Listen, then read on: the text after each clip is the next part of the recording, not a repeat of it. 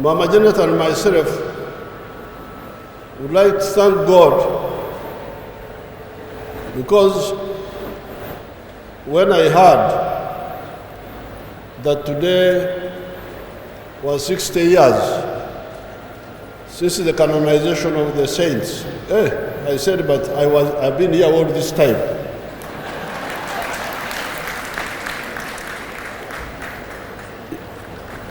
Then 1986, what Archbishop Samogera was saying, when we came from the bush, we said, why is Martyrs Day a private function? It should be a public holiday, it should be official.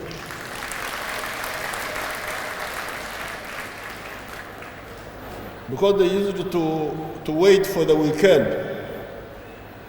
The 3rd of June would come, but then they wait for the next weekend, I think a Sunday or something.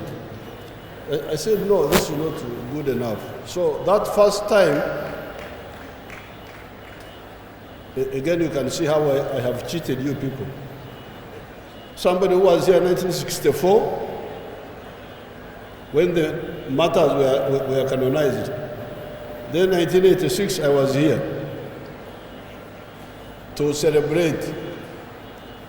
I remember Cardinal Rugambwa of Tanzania was here, he came. There was a man from Rome, Cardinal Tomoko.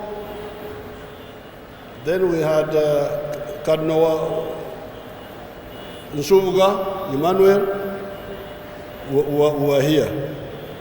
Again, Museveni yaliwo wano. Now, you heard that my sister Catherine Mavengina, that the Nebi diocese led the ceremonies in 2007. I remember the late Bishop Luluga very well. Again, Museveni was here. Now, when I had 60 years, I said, I can't miss. Mom, I need to go.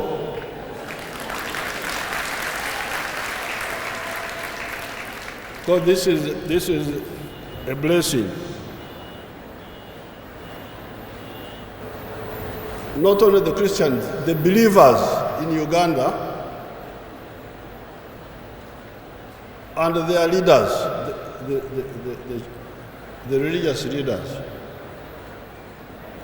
I want to thank you for adopting the NRM ideology, whether you know it or not. This is because from the 1960s, Uganda, even earlier, Ugandans were divided according to tribes, according to religion. You know that very well. And this was part of the chaos.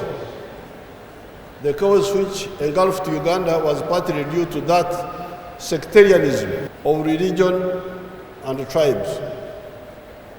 But when we came, we opposed this very firmly. That's why up to now, we have never allowed chaplains in the army. Because we said, you who say you are religious, you are more unreligious than the unreligious. You are dividing our people. Say Catholics, Protestants, Muslims, please, hatutaki hiyo mambo. We want umoja. And you embraced it. I want to thank you very much, all of you. You embraced it, the believers and the leaders. I want to thank you very much. There are many countries where there are many Christians. If you go to Latin America, many of those countries are Christian countries. There are very many Christians there. But the people are living in poverty in those countries. So I think we should harmonize with the religious leaders this message of chasing poverty from our homes. I don't want Uganda to be religious but poor. I started opposing that in the 60s, where I was living in Ntungamo, in Isinjiro, in Chiruhura. We had very religious people there. The Balokore were very religious. But they would say, look at the birds of the air. They don't sow, nor do they harvest, but God feeds them. I said, no, I'm not a bird of the air. I was created on Saturday, after God had created all the other creatures, the snakes and all that, and the tadpoles. And God said, establish dominion over these creatures. So I'm not a bird of the air to just be fed by. I disagreed with the Balokore in our area there. And I'm glad if you got that area, they have really woken up.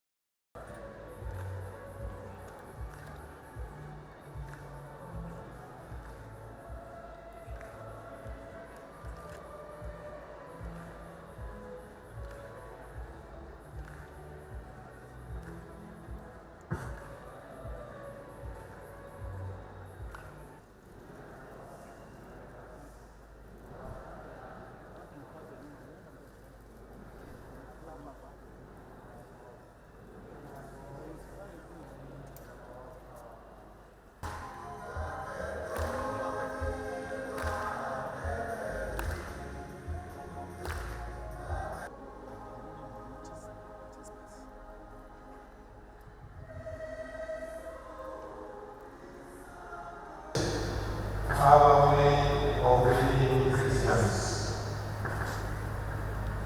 If you look around, look on the hills, see the multitude of people, what comes to our mind? If not the experience of new Pentecost.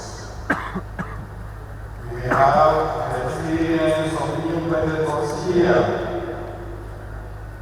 We have people from all corners of Uganda, from the neighboring countries, from Southern Africa, from Europe and beyond, and from without Uganda. In a particular way, I would like to short kick off on the program of sexuality since here